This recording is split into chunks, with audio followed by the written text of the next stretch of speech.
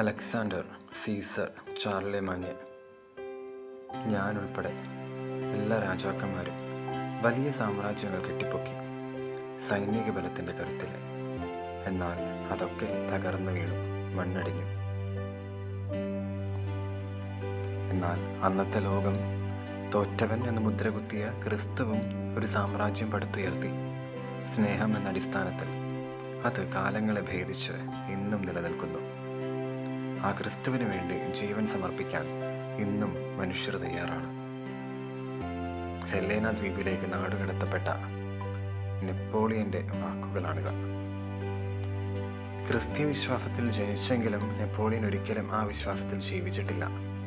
പക്ഷേ അന്ത്യനാളുകളിൽ ദ്വീപിലായിരുന്നപ്പോൾ തന്നെ വിട്ടുകൊടുത്ത് ഒരു പൂർണ്ണ ക്രിസ്തു വിശ്വാസിയായി ജീവിച്ചു എന്നാണ് ചരിത്രം നെപ്പോളിയനെ പറ്റി പറയുക.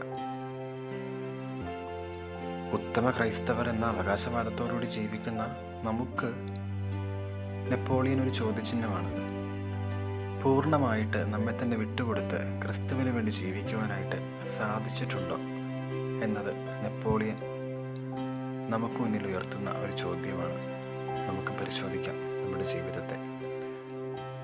നമ്മുടെ ഹൃദയങ്ങളിൽ രാജാവായി ക്രിസ്തുവിന് വാഴുവാനായിട്ട് ഇടം ഒരുക്കി കൊടുത്തിട്ടുണ്ടോ എന്നൊന്ന് പരിശോധിച്ച് നോക്കാം.